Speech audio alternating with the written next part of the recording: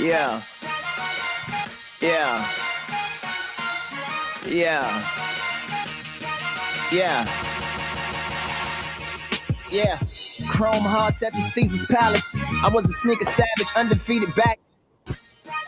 Yeah. Yeah. That time it is Yeah. Monday. It's so nice. I had to do it twice. I'm here with Kenny Chrome T. hearts at the Caesar's Palace. I was a sneaker savage, undefeated baggage. Can't say it was a great weekend of boxing, Kenny, but it was a weekend of boxing. And we're going to get into it right now. How's it going, fam? Can't complain, brother. Can't complain. You already know. Live from New York. We ready to go, baby. Let's go. Oh, well, that's definitely the case. We're live from New York City, and we're going to talk some boxing today, man. And I got to ask people this right off of the bat, right? Because it's been hashtag King Rye, all right? He's the king, and he beat Javier Fortuna, Kenny, a compatriot of yours, someone of the same national origin as usted. What were your thoughts on the fight, Kenny, before we get into, like, the meaning and significance of this particular fight? Well, I thought Ryan did great. I thought Ryan did exactly what he had to do. He came out there fairly aggressive with the jab. Came out nice and strong with the jab and with his nice, long, strong, fast punches. He was still nice and straight. Not nice, but you know what I mean. He was still kind of standing straight up, flat-footed, with his chin out, like in a way where it could definitely be hit. And Fortuna was trying to hit it here and there. He didn't land those punches, or he landed some, but not as significant enough to hurt Ryan or put Ryan down. It was a beatdown, bro. It was a continued beatdown through all the rounds until Fortuna couldn't handle it no more. It was exactly what I thought was going to happen, though. I said it before the fight. Javier Fortuna's washed up, and people were questioning me and my thoughts on what I was saying. Like, oh, you Dominican, how you going to say that? You're not going to back your brother up? Look, man, I speak facts. I keep it factual. And the facts are that Javier Fortuna should not be fighting at the weight class that he's fighting in. And he doesn't look great like he did at one point. He looks like a guy who's not in shape, a guy who mentally wants to be there, but is just not in shape and not ready to continue fighting. It is what it is for Javier Fortuna. A good win for Ryan Garcia. But what does it mean? What exactly does this mean, Maestro? What does it mean? Well, what it means is he knocked down a guy 3 times in rounds 4, 5, and 6. But a lot of people are going crazy over this win, and a lot of people are talking Tank Davis and how they really want to see that fight. I gotta keep it honest though, bro. You said it yourself going into this fight. I didn't have an opportunity to talk to you about it because I was on the road, heading on vacay. I'm still kind of on vacay right now, but we had to get this done. Look, he beat up a guy who had an impact at 135, had an impact at 130, but was small for those weight classes. And for whatever reason, call it age, call it inactivity, call it, I don't know, he's just tired with the sport, maybe a little bored. Javier Fortuna was unable to make 135 pounds for this fight.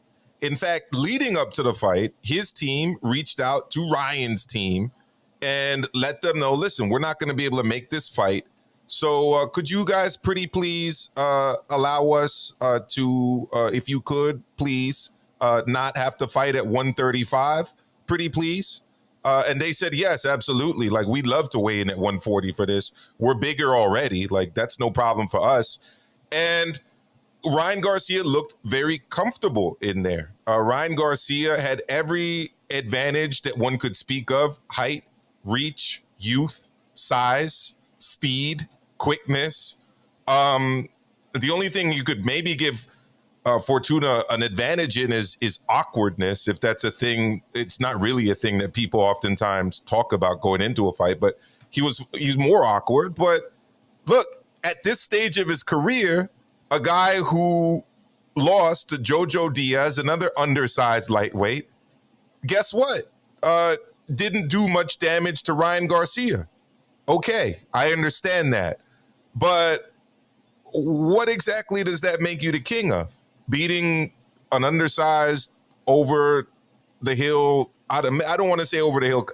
Kenny, give me a nicer word to use or term to use in over the hill. I don't have nice terms. Washed up is what I got. Past his best days, Past his heavier Fortuna, past his prime. Okay. I get it. You beat that guy. Okay. We get that. You beat him. But what's next? Because you asked me the significance of this, Kenny. I'm going to keep it real, and I'm going to go and salute all of the people that are here with us. He's not king of the lightweight division. Nope. He's definitely not king of the 140-pound division, which is where he says he's staying for the time being. This is what Ryan Garcia is the king at. He is the king of boxers on Instagram. Matter of fact, ding the bell for Ryan Garcia. The king of social media. He's the social media king in boxing. That's a fact. Okay? But the significance of this fight, well, he's not at 135 anymore, yet he's calling out Tank Davis at 140. He says he's going to stay at 140. Guess what? Literally all of the top fighters at 140 are affiliated with Top Rank. Except for, you could argue, Regis Prograis, who's a free agent. He's not talking about Regis Prograis. He's talking about Tank Davis, whose only fight at 140 was against Mario Barrios, a guy who, I don't know anybody who was rating him at 140, and I don't know anybody who's rated him since. So, oh yeah, Nando's coming. Matter of fact, let me start off. First of all, let me get to the people in the chat. JC, thank you so much, sir. Nando's over here as well. Got to big it up to Nando. Okay, we got McTasty up in the heezy. All right, and of course, Skylander is with us as well. El Cheeto is with us. Colabello is with us. And as we continue, look, so you know what? Maybe he's not the king of that, to Nando's point, because Jake Paul is actually the social media king in boxing. You could make a very strong case for that.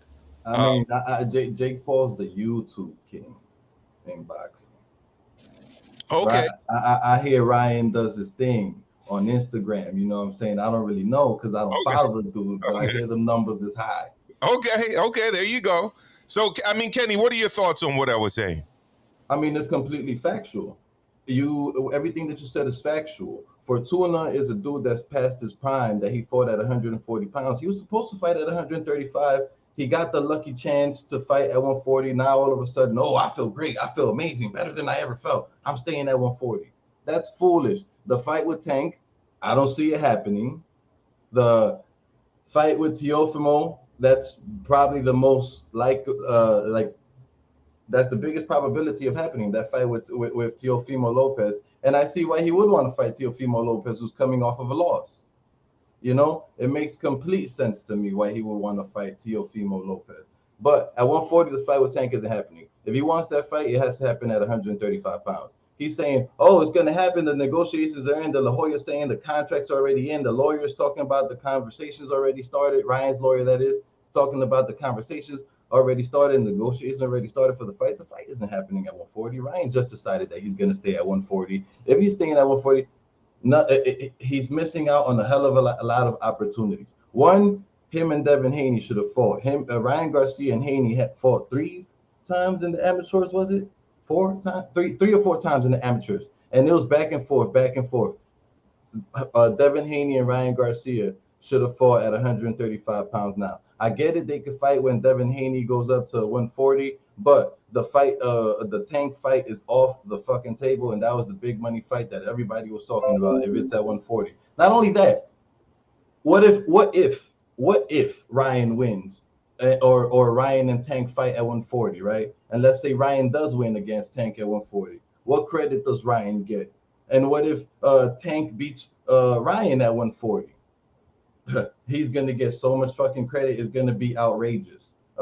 So it's, for me, him moving up and staying at 140 is kind of foolish right now. For that big money fight that he was trying to get is also kind of foolish because what he can gain from beating Tank is so much smaller at the 140-pound division than if he was to beat Tank at 135 pounds. He has more to lose at 140 pounds fighting Tank than he does at 135 pounds. It's all stupid. If you want that big money fight like you was talking about, then you're gonna have to go down to 135, because that I guarantee you that is what's gonna stop this fight. If this fight never happens, it's because of the whole 135 to 140 pound difference. What do you think about his chances with Tank Davis and this whole situation I just explained regarding his credibility or what he could possibly gain from this fight at 140 versus 135? Well, look, I understand fully why he wants to have this fight at 140 with Tank Davis. I mean, he doesn't want to weight drain himself, right? He wants to make the weight more comfortably. He probably wants to rehydrate to a higher weight and essentially, again, capitalize on all of the intangibles that he possessed and he had advantages in over Javier Fortuna. Height, reach, speed, size, all of that. I mean, again, like Tank Davis is a guy who can make 130 pounds. Like he held a title there. He fought Santa Cruz at 130. He's actually smaller, I believe, than Javier Fortuna in size. So it's like, yeah, if you're Ryan Garcia, like, yeah, I'm going to call out Tank Davis, and yeah, I'm going to do it at 140. And by the way, he's not a title holder. And I just want a big name, and I want a big win on my record. I mean, to me, it's like almost a kind of a Floyd Money Mayweather move. You know, it's like, let me get, and it's funny because he's doing it against a Mayweather fighter. It's like, let's get all of the advantages on our side, and let's set up a situation where we clearly have everything in our favor. You know, if he wanted to make this the best possible fight, it wouldn't be at 140, it would be at 135, Kenny. That's what I think. You know, I think it's a much more interesting fight at 135 than at 140. Because let's face facts, Tank Davis is an undersized lightweight. He's not even very, very tall for 130 pounds, let alone 140. So it's kind of crazy. And I also want to share the rankings real quick too, because it boggles the mind, like what is being proposed here to me. So in terms of a move to 140, unless again, he really can't make 140, right?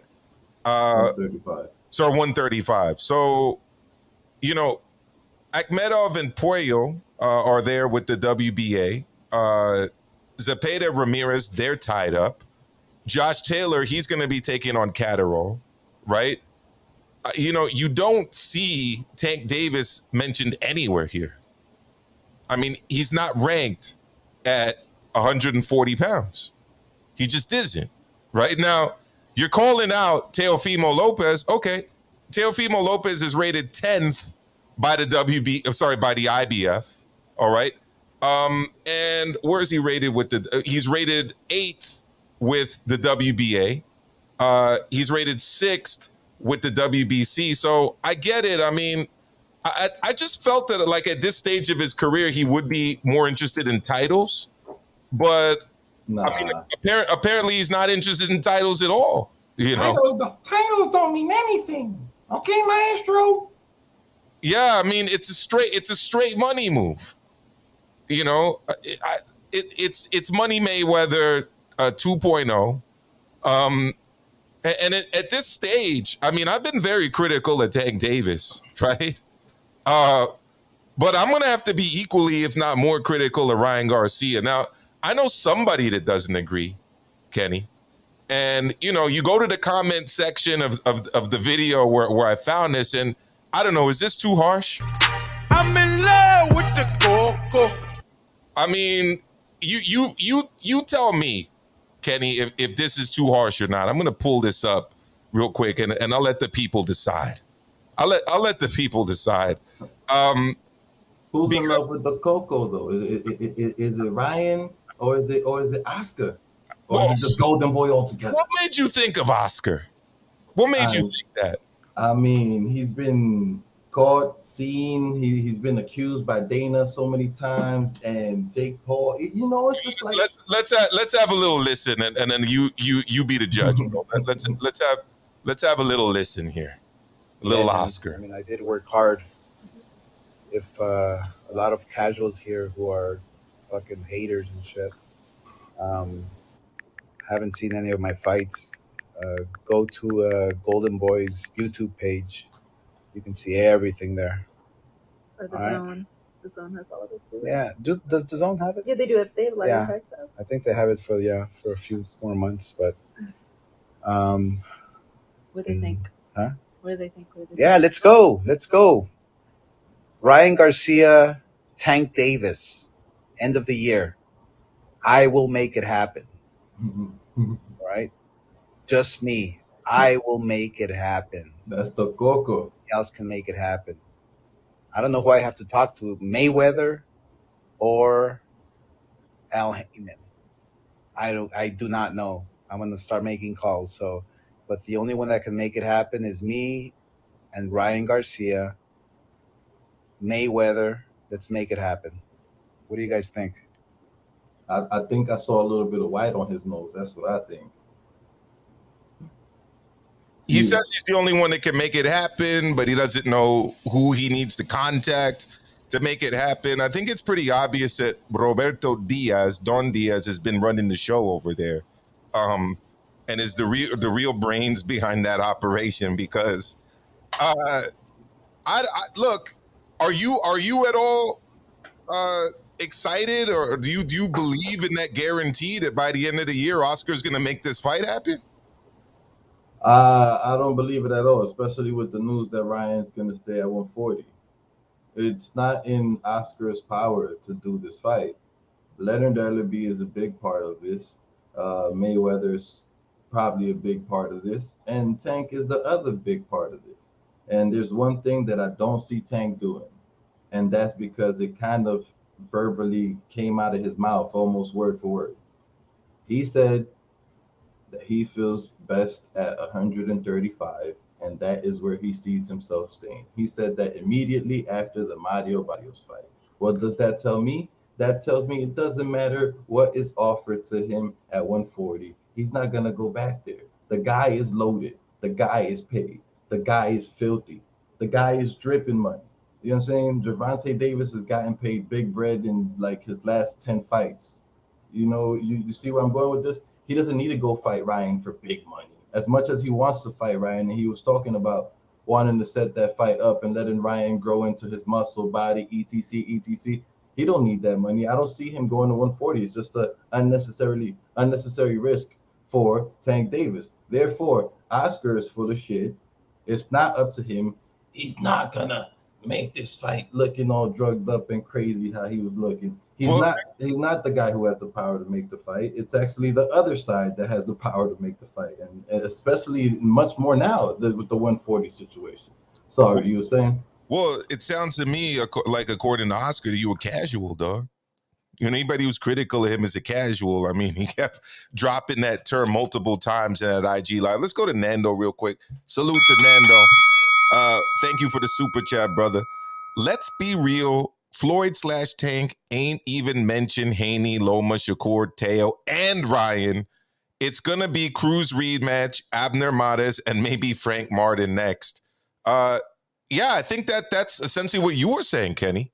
At the end of the day, look, Mayweather's plan and business plan specifically as it relates to Tank Davis is a simple one.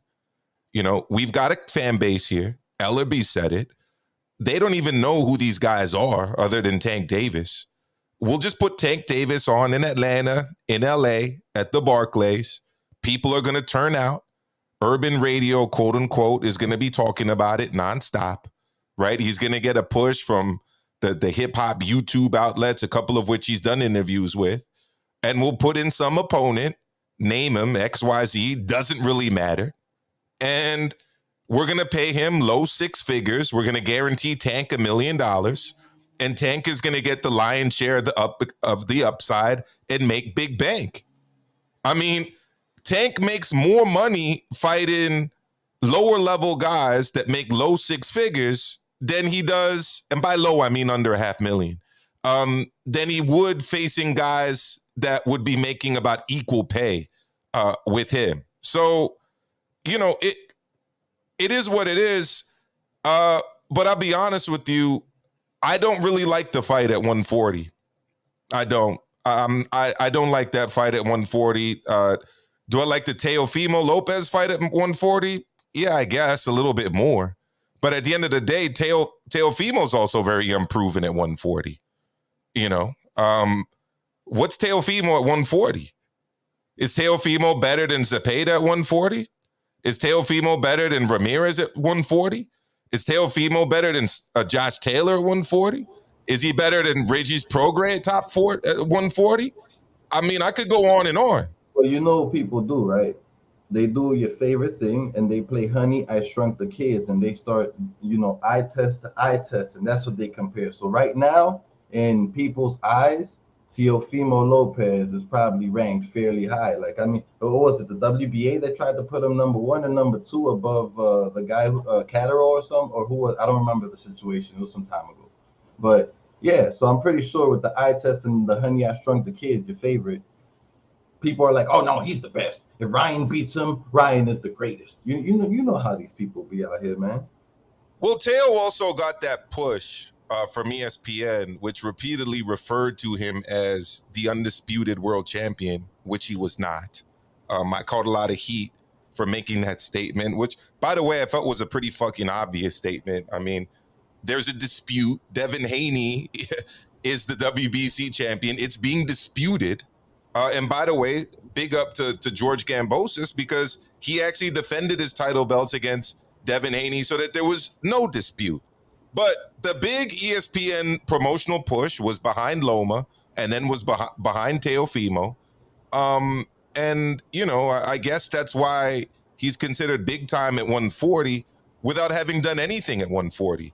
And if you listen to Barbosa, who, by the way, fought on Friday night on ESPN and got the victory, they didn't want none of that with him at 140. So I'm just looking at it, though, Kenny, and I'm like, why these names? Well, it's because they're names. Because there are a lot of other names there that are competitive at 135 and 140 that are not being mentioned. We got Philly Drew Irish here with us. Philly, what's good, fam? Nothing much, just chilling, trying to relax and everything, get ready for the night. You? That's good. That's good. We got the shoe shine coming up later. Ding the bell for the shoe shine. Shoe shine coming up 10 p.m. Eastern. Make sure you check that out. So what are your thoughts on Tank, and what are your thoughts on Ryan, and what are your thoughts on this being the Ryan Garcia fight, a guy who, by the way, has yet to fight for a world title? We know how much you like King Ryan Garcia. All right, Philly, we know you love him. I don't think this fight's going to happen, and it's a pipe dream of a fight. It's the only way how Ryan's going to stay relevant if he keeps calling out Tank Davis, and he's going to fight, and he fights semi-subpar competition. I tell you this, Fortuna, he's a guy that came from 130 to 135 against Jojo Diaz. Then he went up to 140 to fight Ryan Garcia. I think the only fight that Oscar's going to be able to make at 140 for him is possibly Montana Love. And I think Montana Love beats Ryan Garcia. But these other guys, I don't see him making that call to top rank, saying, yo, Bob, you want to make a fight up with Ryan and maybe Teofimo or Ryan or Josh Taylor? I don't see that. Because if he would have done it, he would have done it at 135 with Teofimo at least. And why all of a sudden he moves up to 140? And I saw Kenny's tweet yesterday. It was kind of a duck move. And I commented on it too. I kind of agree with Kenny on that, because I tell you this right now. What names at 135 did he not mention? The whole time he was at 135. Give me one name. Lomachenko, Haney.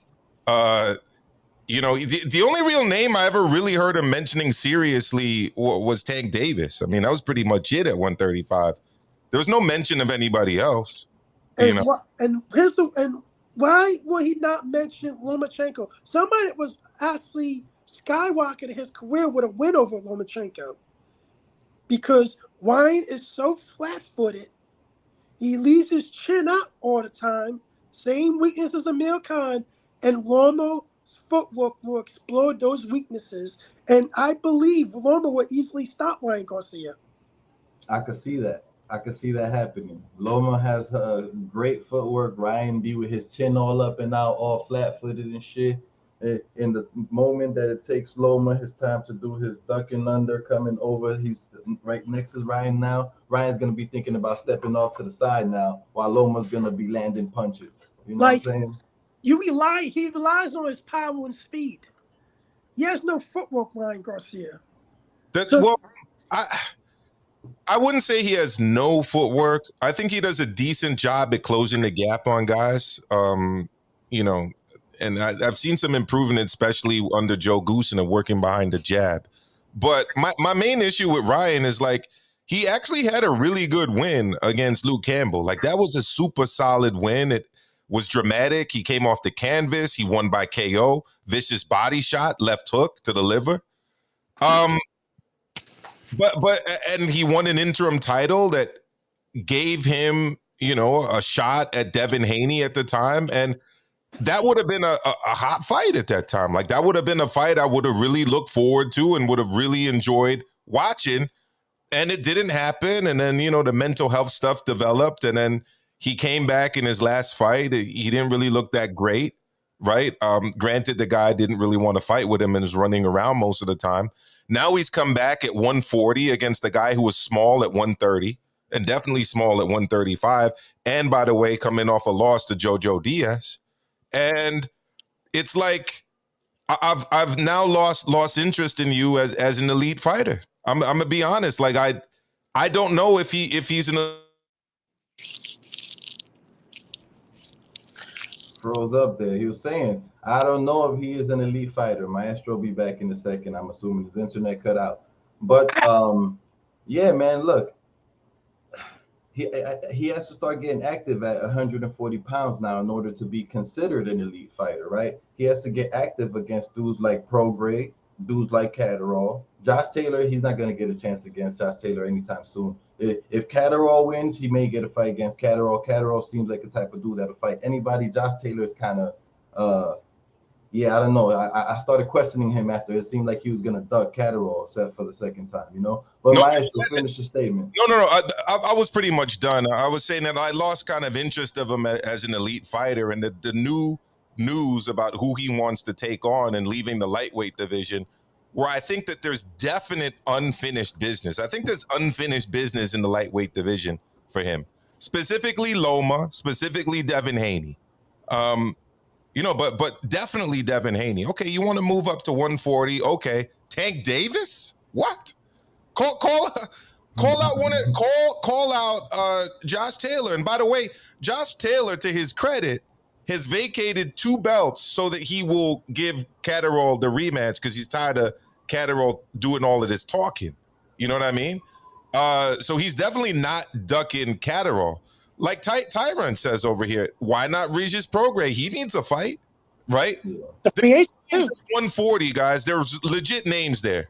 Yeah, I mentioned that earlier. That if Tank is gonna not Tank, excuse me, if Ryan Garcia is gonna start being credited or start being looked at as a great fighter, as a champion fighter again, you know what I'm saying? He's gonna have to fight Prograis and fight Catterall and try to fight Josh Taylor and try to fight Ramirez and try to fight Cepeda. And it's gonna take a while now, I think, for him to reestablish that you know, he's a great fighter. He's gonna be a Hall of Famer and shit like that. Like the kid has skills, but you have to do things with your skills in order to become a Hall of Famer, in order to become a champion. You got to go get some belts, brother, and stop talking about just because you want to be battling Canelo. Stop talking about, oh, the belts don't matter. The belts don't matter.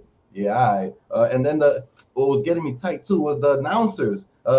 They started talking about, oh yeah, when you have the popularity of Ryan Garcia and the social media following of Ryan Garcia, the belts don't matter, bro. I was getting so upset. Here's the question, guys. Yeah. If he fights Tank at 140 and beats Tank, do you give him any credit for it? I can't give him that much credit for beating. You know what he get? You know what he gets from me, Philly, if he wins that? He gets the whoop-de fucking do championship of the world. Like, who gives a shit? I mean, Tank Davis is not a 140-pound fighter. He's just not. He's short at 130. Now, I get it. He's stocky. That's why they call him a tank. Okay, He's a tank at 130. I mean, it's debatable if he's a tank at 135 because he ain't really fought anybody there other than Isaac Cruz, who's hella small as a lightweight, and Yuriorkis Gamboa, whose best years were at 126. So I don't even know if he's a tank at 135. And at 140, are you kidding me? I mean, he fought a weight-drained, I forgot a name, sorry. Mario Barrios. No, I forgot a name at 135. Rolly, literally a prospect Romero, okay? And yeah, Mario Barrios, a weight-drained Mario Barrios at 140. It's the whoop-de-fucking-do championship of the world, like, if you beat him. I'm sorry. Yeah, I can't really talk about Ryan Garcia like that because it's like you're running away from certain fights, but you want to keep yourself relevant by mentioning another fighter's name that hasn't fought nobody. And what are you going to do? We know this fight's not going to get made, but have the two guys that don't fight each other. It's not going to happen. Like Floyd already said it, and Ben said it. This shit's going to get kept in the house. And Oscar's going to be like this. Like I remember at the post-fight conference, Ryan wasn't even mentioning Oscar. He's mentioning like something else about making this fight. And Oscar went on live and said, I don't know what he's talking about. I'm the only way this fight happens. I have to make the phone calls to Floyd and make the fight happen. I don't think it's going to happen. I think he has a better chance calling Top Rank up and set up a fight with them. But with Bob saying, I don't want my fighters on the dead zone and everything, as he's caused a zone. Dead zone. I don't think none of these fights are going to happen. Like the only fight I could see happen, and that's a long shot, because Eddie Hearn promotes Montana Love, is Montana Love, and I think Montana Love beats Ryan Garcia. Yeah, honestly, he didn't look that great the last time I saw him on the Canelo undercard. At least live where I was. He looked better in the past. And that's actually when he came out with OT Genesis, funny enough. I remember that. In love with the Coco. Go ahead, Kenny. I know you got the sirens behind you there. Nah, yeah, you already know police is always doing something over here in NYC. It is what it is. But no, I don't really see the fight with Montana Love happening just because Ryan is trying to do the Mayweather thing, chase big names that are a little past their primes and very beatable. And Montana Love is not a big name. Montana Love is young and healthy and fresh. He's not past his prime.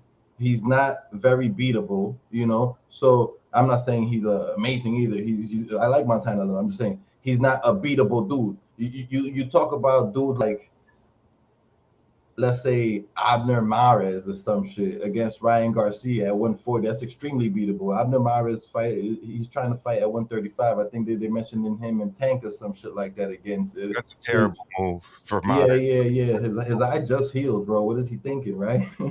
I'm gonna tell you I'm gonna tell you who's gonna fight next. Right? Oscar's gonna get Jojo Diaz to move up to 140 to fight him. No, I don't like that fight. I don't like that fight either, but you know what's gonna happen, probably.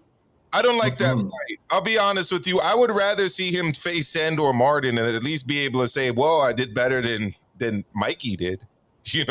At least he's fighting a guy at 140 with a ranking. Like, what do you like? Stop it with the bringing these guys up from lower weight classes. Like, Jojo Diaz is already small for a lightweight. He's a 130-pound guy. Javier Fortuna is really a 130-pound guy. Like, stop it. Like, look, definitely with the 140s. Like, I get it fighting these guys at 135. Fighting them at 140 to me is just ridiculous. Let me get to slide tendencies. He says, Haney made all of these sacrifices just to have the money fights run to 140. That'll be their legacy. Gambosis gets my respect for fighting the best. I agree 100%. 100%. You know what I mean? Kenny, you got any response to that?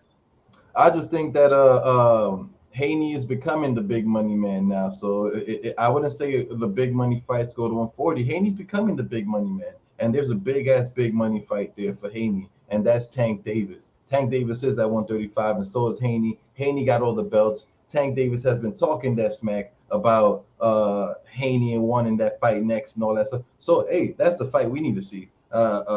Tank Davis versus Devin Haney. The big money fights aren't going for Devin Haney. The guy, he still got it. He's gonna become the big money man. Watch, give him a couple fights that he's gonna move up to 140, probably get a belt there. He's gonna continue getting paid more and being the big money man and getting known more. He's not there yet, but he will. It's funny to me because Haney's there on the broadcast talking about that, you know, essentially it's not even a guarantee that he's going to be fighting Gambosis next. Like that they're still looking at options. I mean, look, whether I want to see that fight or not is one thing, but at the same time, like you did get that fight. It wasn't a mandated fight. You agreed to a rematch, so you should take it.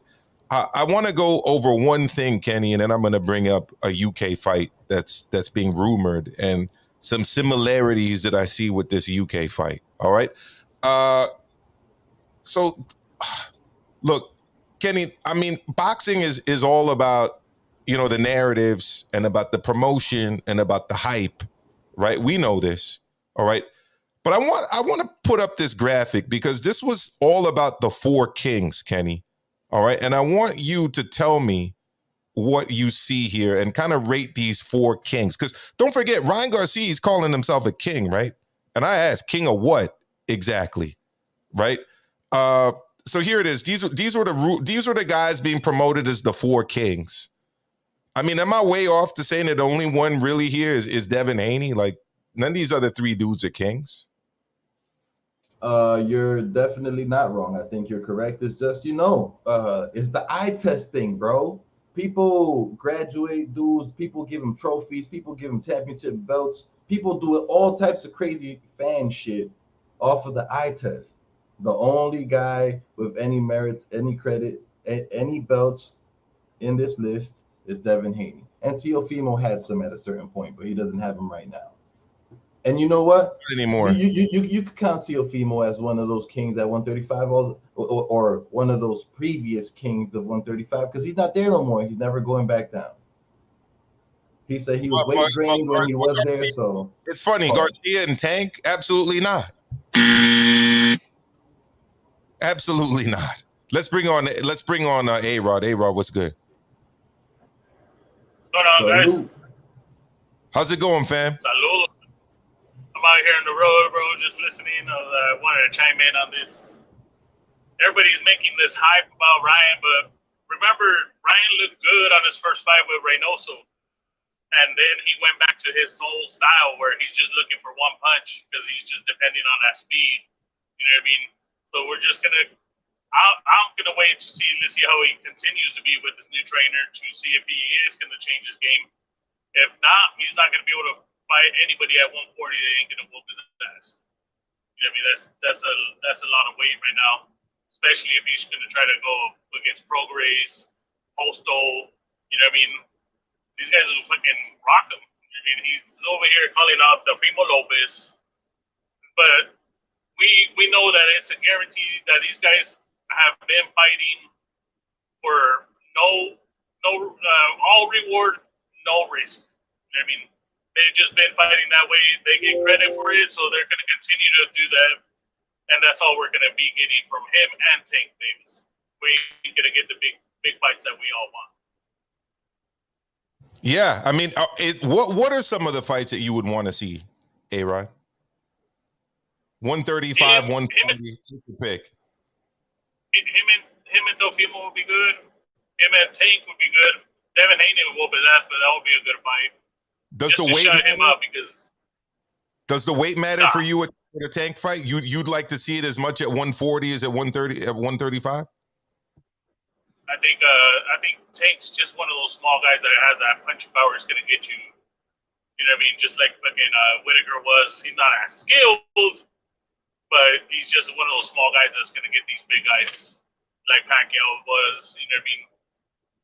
He's just a little tank that we have to see his skill shown, which we haven't been able to see because they don't put him in there with any risk. So you have Tank winning, regardless, 135, 140. No matter where Ryan and Tank fight, Tank is winning. Yeah. Wow. Ryan has a lot to lose, and I think he's risking even more if he fights Tank at 140, being what A-Rod just said. You know what I'm saying? Tank wins in every weight class. If he loses at 140, it's much worse than if he loses at 135. I just got a Ryan quick showed us a little bit of a little bit of what? We seen a little bit of footwork, a little bit better, but we already seen Tank prove both punching power and footwork with that Pet Bull Cruz fight. I want to big up Steve Munoz, who says "De lo mío, saludos." Thank you so much for super chat. I appreciate that. Look, I'm gonna keep it real. I don't really like the fight at 140. Could Tank do something at 140? Yeah, possibly. But I see it as much more competitive at 135 and much more interesting at 135. Although maybe I shouldn't give a shit because neither guy has a title at 135. We got a call coming in here from 914. 914, you're live. What's good? What's going on, guys? It's Fernando from New York. How's it going, Fernando? So, I agree with Maestro when he said, guys, you shouldn't bring up people from, like, their max. Like, so guys like Javier Fortuna, Jojo Diaz. 135 isn't even their peak prime weight, but, they're functional and serviceable at 135. But when you bring them up to 140, you're kind of pushing it, And plus, Javier said I don't want to give any excuses. I'm cool with Ryan Garcia fighting Jojo Diaz as long as he gets it out of the way quick. Like, don't wait half a year to fight Jojo Diaz. If you're gonna fight him early fall or something like that, and then go into another, like a real 140 fight, like a top 10 contender type of fight. Actually, I could see Mikey Garcia coming back for either Tank Davis or Ryan Garcia, and he's a free agent. Like, he'll actually go on different networks. And then he'll do deals. He's an independent contractor. He's a mercenary. I wouldn't mind. I hope he doesn't come back. I hope he stays away after what we saw from Mikey last time. Oh, with the Sandor Martin loss, yeah. I mean, it wasn't a good look, but I think he's got something there. But the thing is, right? And this isn't me saying it. This is his older brother saying it. Former world champion brother. He just doesn't have the fire for boxing. Like, he's not motivated by it anymore. He doesn't want to do it. And it's not really a sport that you do, definitely not at the high level if, like, you don't really have any motivation for it. It can be really tough. So A-Rod left us. Thank you, A-Rod, for joining us. Go for it, Fernando. So with the Mikey situation, DAZN threw a whole bunch of money at him to fight, what's his name? The guy that fought Manny Pacquiao. And he fought Broner to it. Jesse Vargas. Yeah. So that really kind of took out a lot of the, like, when you get $7 million for that type of fight, it's hard to get back in the ring. I'm not giving Mikey any excuses. I'm trying to be realistic here, because I don't see Ryan fighting any of the top rank 140 guys. One, it's business wise, it's difficult, but two, like that's like those guys at 140 that top rank has would annihilate Javier Fortuna, Jojo Diaz, even George Kambosos. I don't see him.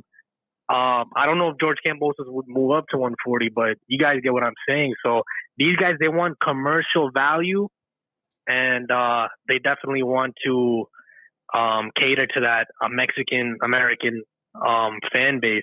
So that's why I had to throw Mikey Garcia in there. And I know Mikey's the type of guy, he would come back for the right fight. And I always felt like BBC wanted Tank Davis to fight Mikey Garcia. Yeah. So I see that fight. I see Mikey versus Tank or Mikey versus Ryan before either fight each other.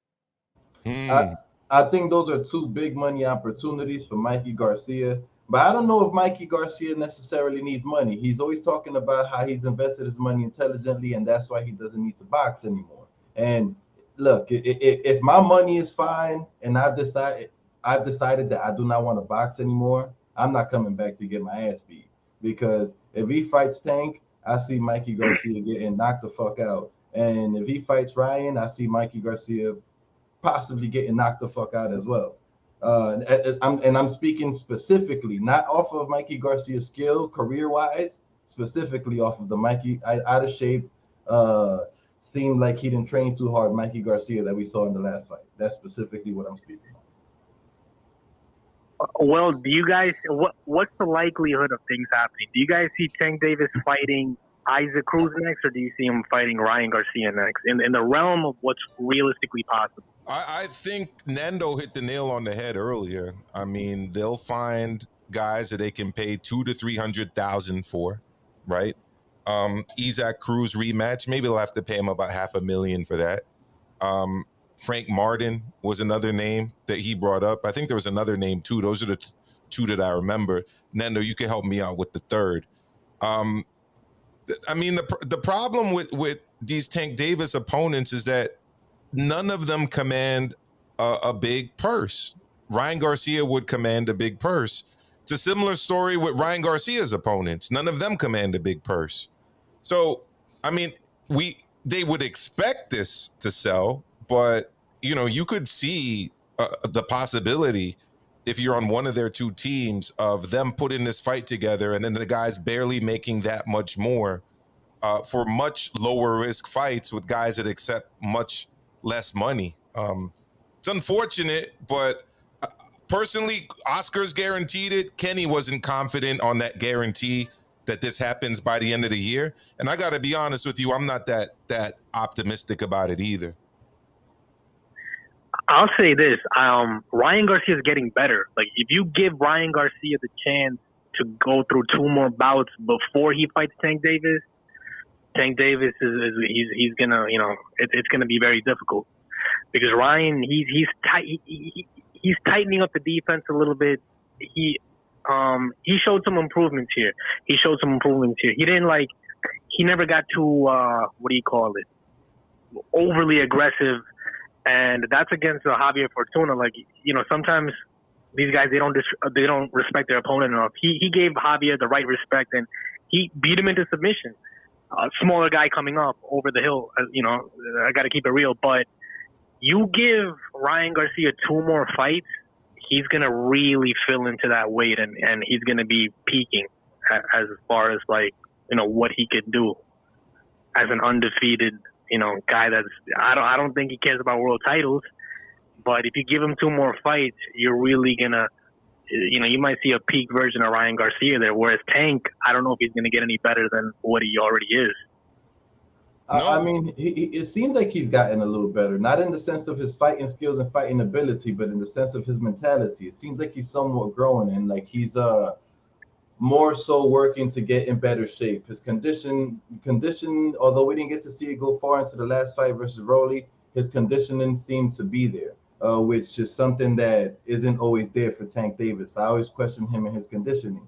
His conditioning was there. His mentality was there versus Rolly. Yes, we're talking about Rolly. I get it, but just judging the conditioning, because Rolly was throwing a hell of a lot of punches. For those, what was it, 5 or 6 rounds that he lasted, Rolly was throwing a hell of a lot of punches. Ryan had to keep moving. Yeah, so, and in previous fights, when we see Tank Davis moving around that way, we see him gas out and get tired. I don't have any examples off the top of my head, but I've definitely seen him gas out and get tired. So I think he got a little better mentally. Well, I mean, Tank recently, I think his last 2 fights, he's been very economical, looking for a counter punch. I've never seen him as a pressure fighter. I actually see him being bothered by pressure. I see him being bothered by quick hand speed. Ryan Garcia isn't a pressure guy, but he's got quick hand speed. And, you know, he's tall like a Leo Santa Cruz, but he hits a lot harder. He can take a better punch. And you know, he's got way more physicality than Leo Santa Cruz. So it's a good fight. This is the thing, guys. I don't want to talk about fantasy matchups all day, every day. and it never materializes. Like I'm happy with boxing because finally we're getting Errol Spence versus Terence Crawford. But hopefully, look how long that took. And look how many YouTube videos were being churned out year after year after year after year. Well, Roy Jones said it, and I'm with him. Until I see these guys at the pre-fight press conference, like I'll see it. I'll believe it when I see it. When it comes to those two, and I'm talking about Spence and Crawford. I hope, but definitely, I'm not that certain about it just yet. Fernando, thank you so much for calling, bro. Call back again soon, please. Thank you, guys. You guys got an excellent channel. Appreciate it. Always a pleasure. Thank you so much. You take care. Thank you, brother. Definitely knowledgeable, good conversation. No, 100%. And I asked a question there in the chat, and the question is Ryan Garcia elite? Because he's definitely not the best at 135. He's definitely not the best at 130. So 140. So exactly what does that make Ryan Garcia? Is he elite? I mean, that's the question for me right now. You see it up there, right, Kenny, the poll? Yes, sir. All right. Are we talking about eye test elite? I mean, that's up to you or merit elite. That's honestly up to you to interpret. I mean, you could interpret that any way you want. I mean, eye test, accomplishment, maybe we could go by the number of followers on social media. I mean, do it whatever you guys want to do. Okay. But and then once you guys have voted, I'll lay in on it as we close out the show. But before we do that, I want to pivot to something that I think is a similar situation, but in a different way, right? And, in the past, I mean, back in the 90s when we were little young whippersnappers, Kenny, there were some classic fights out there in the UK between these two gentlemen. I'm talking about Chris Eubank and Nigel Benn, all right? Flash forward to 2022, and I mean, they're talking about something else taking place, Kenny. They're talking about the 2022 version of this fight. And no, I'm not talking about the seniors tour. I'm talking about junior versus junior. Okay? Chris Eubank Jr., who's now trained, of course, by Roy Jones Jr., and Connor Benn, all right? They're rumored to be taking each other on. And Kenny, I want to know what your opinion of this fight is, because I was on a show earlier today, the Undefeated podcast, and I pretty much mentioned something that I'm pretty confident in, which is that the majority of people in the United States do not consider this to be a big fight. It's a big fight in England, but it's not for any titles.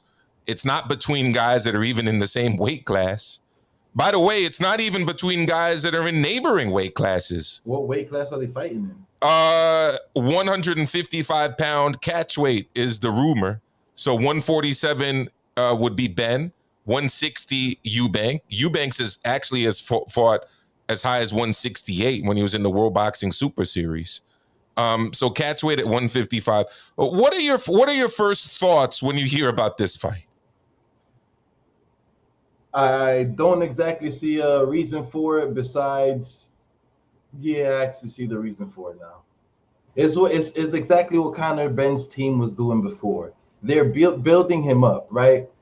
From fight to fight, they either build him up in a way where it's like, okay, his skills look amazing now, or they build him up in a way where, he fought somebody popular. He fought somebody popular, somebody with a name, somebody with a lot of fans, and it's only going to bring up his credibility and bring up his fandom, and he's going to be a money guy. That's his team's plan.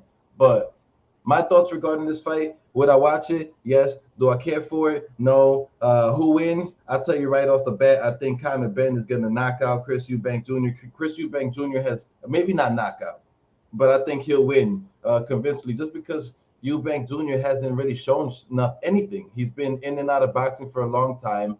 It seems like he's more of a model than he is a boxer. It just is what it is. And I think he looked terrible in his last fight. I mean, he's modeling those tattoo and those jackets, the tattooed hair, the tattooed Caesar look. Is that he's modeling that? I didn't know he was a baldy. Yeah, I mean, that's a tattooed Caesar, dog. But I'm trying. I don't know. I digress. Look, at the end of the day, here's my initial thought on this fight. And you know, people may disagree with my assessment of this, but to me, my first thought of this fight is it's a clear money grab and it's a clear swerve.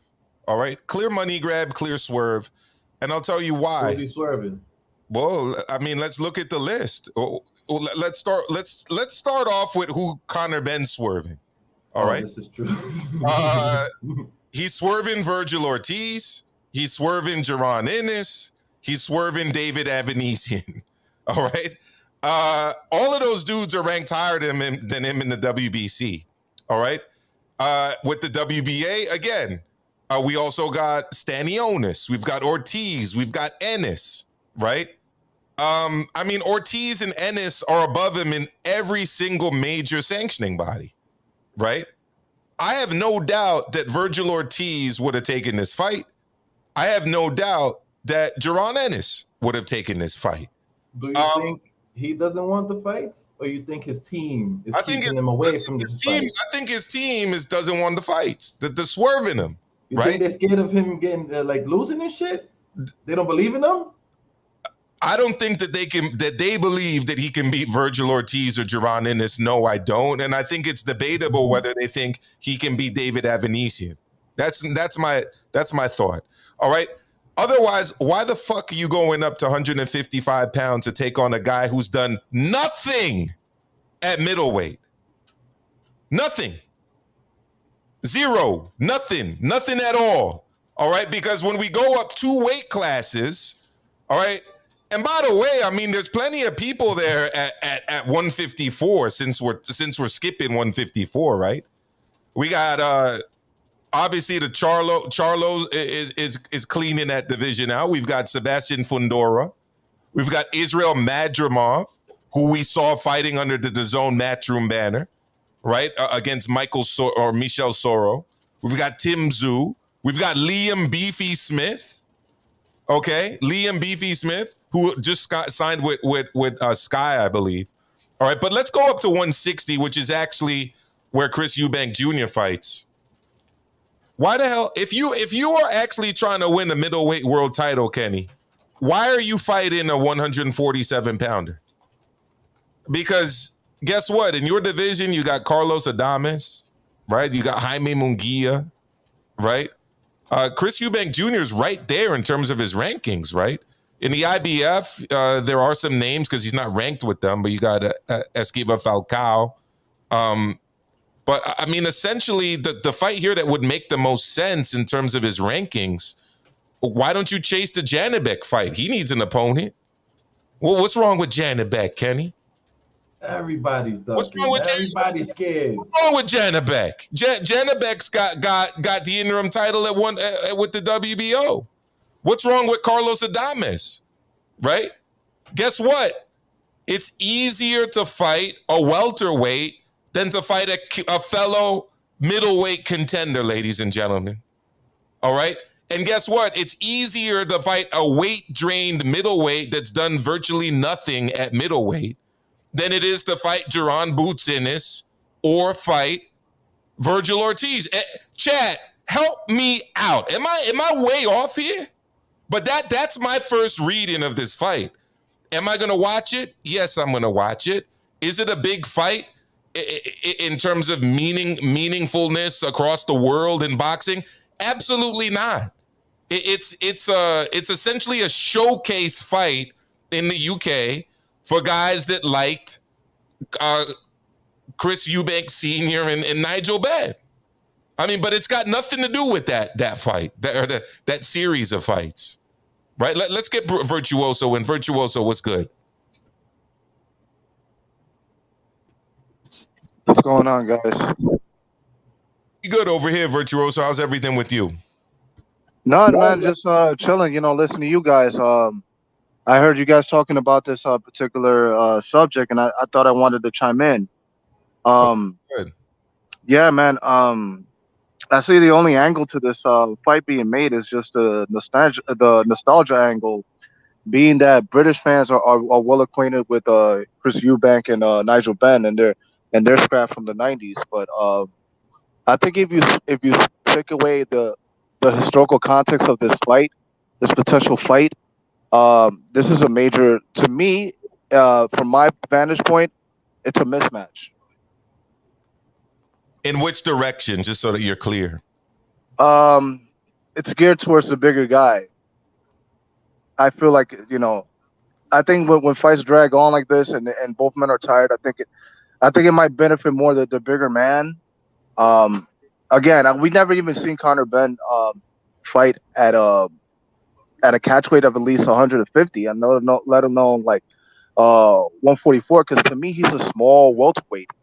He's more suited like for junior welterweight. But this is an issue that I have with Chris, where he's like not fighting guys his own size. He'd rather be a weight bully, and not really go out and prove his worth, as a championship fighter. It's just it's a lot of gimmicky fights that he's been involved in. And with Roy Jones Jr. training him, I don't see his career much advancing because, like, based on the style that Roy Jones fought with, he fought like reckless, fighting with his hands low, and you expect Chris, a guy who usually fight with his chin up in the air, he takes chances because he could take the punches, but if I'm scoring a fight, man, and I'm looking for the guy with the cleaner punches, but the guy who's more defensively responsible, and him going forward is not going to be like it's not going to be the bee's knees for the judges. He fights ugly, and to me, it's such a cash grab to me, really, because again, this is all about nostalgia. All about nostalgia. This is for the Brits, not for us. Yeah, I mean, it's all absolutely about the nostalgia. I mean, they had an event over here, and this is when you kind of realize how much bigger boxing is in the U.S. I mean, in the UK than in the U.S., where over here it's just guys like us talking on YouTube for the most part. I mean, they're talking about this on like major television shows in the UK, like. Whereas we had like a Sons of Legends cards here in the United States, and like it didn't even have a major television broadcaster, I mean, I know the reason for that one is because most Sons of Legends are trash as athletes. I'm just saying. Well, compared to their fathers. Yeah.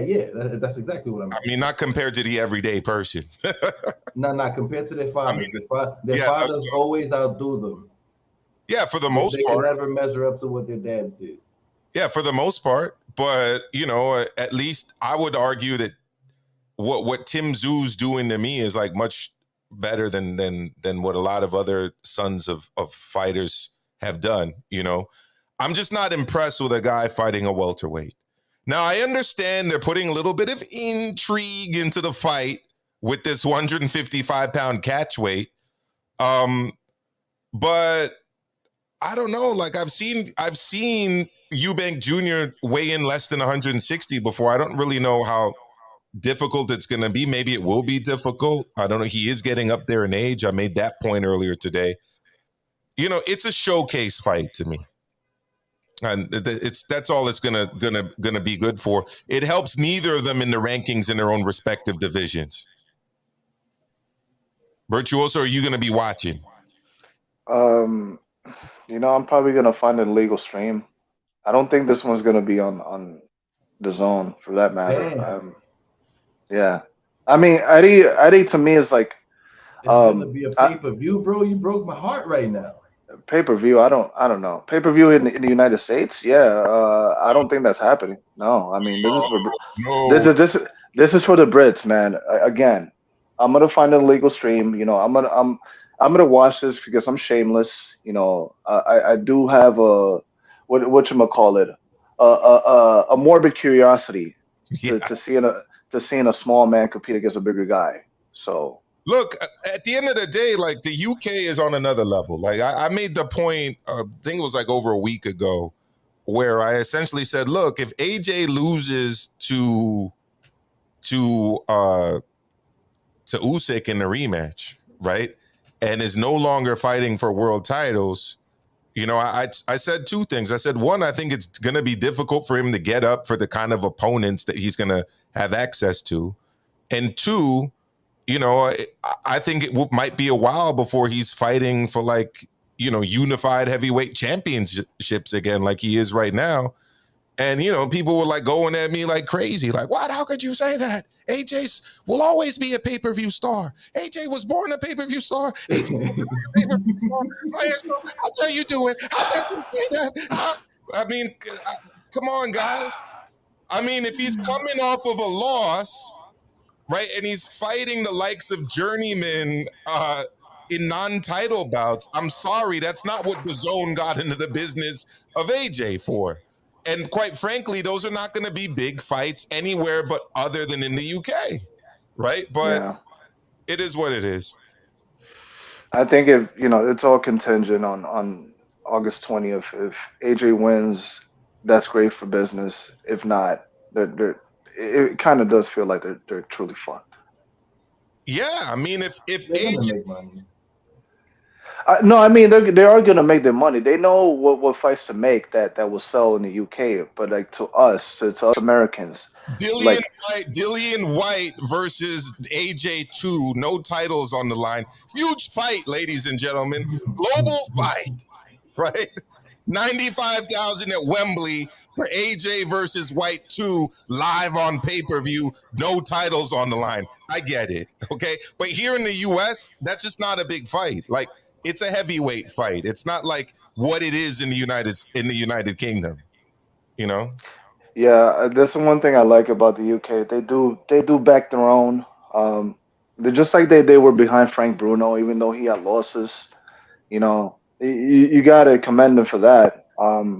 But it just for my money, I wouldn't like go like over the moon for those kind of fights. You know, if they don't have something like to hold on to like a prize. That's what I'm kind of intrigued by Usyk. Like, how long do you think he's gonna be able to hold on to those titles if he does win? Until he fights the Gypsy King, you know. Yeah, I think it's but gonna. That's if the Gypsy King wants it. Yeah, that's it. The Gypsy, or you know, you might get AJ against Ajit Kabayel, no titles on the line, live on pay-per-view, live on box. 90,000. Let's all get excited for Ajit Kabayel taking on AJ in a non-title fight. Come on, stop it, dude. I'll be damned if they actually do put him on pay-per-view, even if he loses. Right, AJ versus Martin Bakoli. You're not itching for that fight in a non-title fight? Oh God! Right. What about AJ? I mean, Hearn was gonna have to do his magic, you know, to really sell me on that shit. To me, if he doesn't beat Usyk, it doesn't mean fuck all. Because like, to me, he has to get that fight with Fury, because that's what he wants, man. That's what he wants to make bank off and for legacy, yeah. But I just don't see that happening with this upcoming fight, man. Usyk is just too smart of a boxer out there. Yeah, I think that they could all mix and match and fight regardless of the belts, regardless of who loses. Although I don't know if we'll see that. Tyson Fury saying he may not even come back to boxing. So who knows if it may all be trash talk and slander. He may actually just come back to boxing. But I don't think Tyson Fury wants any part of Alexander Usyk. I'm telling you that he wants AJ. He doesn't want anything to do with Deontay Wilder no more. He wants to fight AJ. He wants no parts of Alexander Usyk. It is what it is. AJ versus Dempsey McKee, live at Wembley, 95,000 box office, ladies and gentlemen. You should in Saudi. You know how they're gonna get their money back? How they're gonna make money off AJ? They're gonna take him to Saudi Arabia every time. They're gonna break the bank over there. They're gonna charge them hella bread to watch AJ live. But will the Saudis buy those fights for $100 million when there's no titles on the line? I don't think so. Who knows? I don't know. They're just getting into boxing. They love AJ. If you watch the last press conference, they were talking about how the last fight, Clash on the Dunes, inspired so many people to start boxing out there, and how eventually they wish to have fighters in the pro ranks and etc. They're not huge on boxing. They just got broken into boxing, supposedly, according to that press conference, and the Clash on the Dunes. So I got if that's the case, then they're gonna love AJ to the end of it, man. So I got it. So it will be AJ Lucas Brown live in Saudi Arabia, $100 million site, DAZN pay-per-view. Let's go, Kenny. Oh boy. And he doesn't have any other like network obligations to BT and top and ESPN, right? Tyson Fury, right? No, I mean, I believe Tyson Fury can fight whoever he wants on whatever network he wants. Yeah, I mean, because he if just he wants AJ that bad, I mean, it shouldn't take a victory over Usyk for that to happen. Yeah, it would be a bonus for all the belts, but he could still make that fight, and and it still sells a hell of a lot of tickets. So basically, but here's the thing. All right, and you're looking at the guy right now. If he takes on AJ coming off a loss, Kenny's gonna call him every name out of the Washington Heights swear book. He's gonna be calling him that, right? He's gonna be calling unspeakable names that have to do with cowardness and swerving and ducking and all kind of. Am I right or am I wrong, Kenny? If Fury decides to swerve Usyk and take on Joshua coming off of a loss, oh, it's over. Fury will never get respect from me, and for the remainder of his life, it doesn't matter what he does. He can't. It's impossible for that to happen. It's impossible. He can't do that. That's just fucked up for everybody. Yeah, for casuals, that's fucked up. Again, boxing can be really shameless when it comes to this, man. I've seen it been done before, taking on fighters that coming off a loss. Yeah, man. Floyd Mayweather zapped Judah after the Baldomir loss. Right. I could go on and on. I think. Well, I was gonna bring up Cotto, but then I forgot he did win before he got demolished after he got spanked around by God, what's the name? I'm forgetting. I'm blanking out. Sorry, Cotto after he lost the fight. No, like after I was gonna bring up Cotto when Manny beat him, but then he had a win between that and Margarito. I forgot about that one. Who was that again? Yeah. But that's a shit. I totally forgot that one. That's a but after Manny, but before Margarito.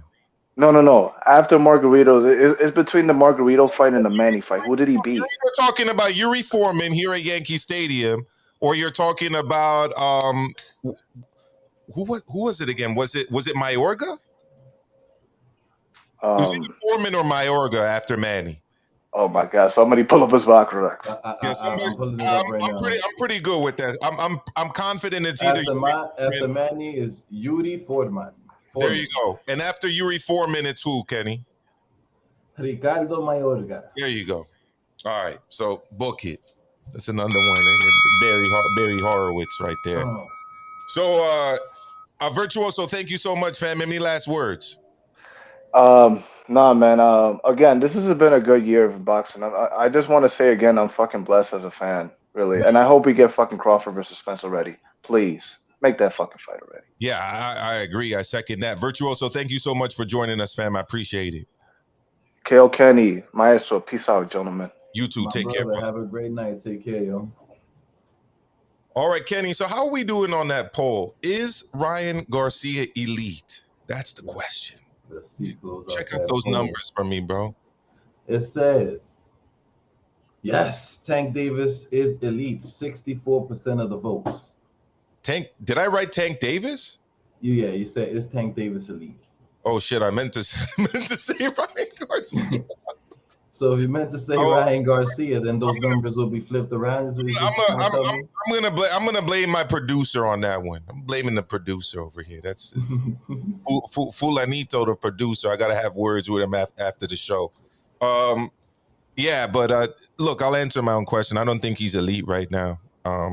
Not until he fights an elite guy and beats an elite guy, and we'll see what happens at 140. Because it doesn't seem like that's going to happen at 135. Kenny, any last words? It's another edition of Mano a Mano, numero 56. Yeah, nah, man. I agree with you, bro. He's not elite. The eye test says he can be elite, but he's not elite, and he's trying to do the Mayweather moves for the money grab. It just doesn't scream eliteness. You're going to beat the best and get them belts. and then that makes you elite. It is what it is. But that is it. We are good to go, baby. We're good to go. Make sure you check out the channel. Make sure you hit the like button, the subscribe button, ding the notification bell, select all so you know every time I go live for Mano a Mano with Kenny, or for punchlines, or for the news. Also, make sure you hit that link in the description box. That's KO Kenny. Hit that, like it, subscribe, all of that good stuff. We'll see you guys later. Thank you so much. Yeah. Yeah. Yeah. Yeah. Yeah. Chrome hearts at the Caesar's Palace. I was a sneaker savage, undefeated baggage. K-bar, you can be established. A 230s, that's 69s. You can eat a salad while you feed a phallus. I speak in palettes that compete with graphics. At the speed of cheetah gallops at indecent average. Chopsticks when I be eating Garrett's. Philippe receipt embarrassed, you can't see the marriage. That's why I started this in Vegas. Proposed to my toast, Neo's married to the Matrix. But I hate this bitch like I'm married to a racist. An addict, so the kilos get buried in the basements. Speed the wagon like Rio's, vicarious, vivacious. Patois noir, but the Creole is basic. So when I'm around them Haitians, I don't even say shit. Last album sounded like I was signed to a spaceship. Brain was on drugs and my eyes was on LASIK. And the shit got legs, I don't think that I can chase it with rocket power with A6, but the next one's coming with cases and witness protection facelifts. For the fans, why hit them with kabams when the germaphobe jab can wash a nigga with hands? I am not in my feelings, I'm in my glands. I am not no bitch, I'm in a trance. Pandemic gimmicks got niggas all in the scams. Panhandling brilliance put lyrics all in their hands. Alan Watts got Watts living without a plan. But I want the smokes while the kitchen ain't got no fans. L.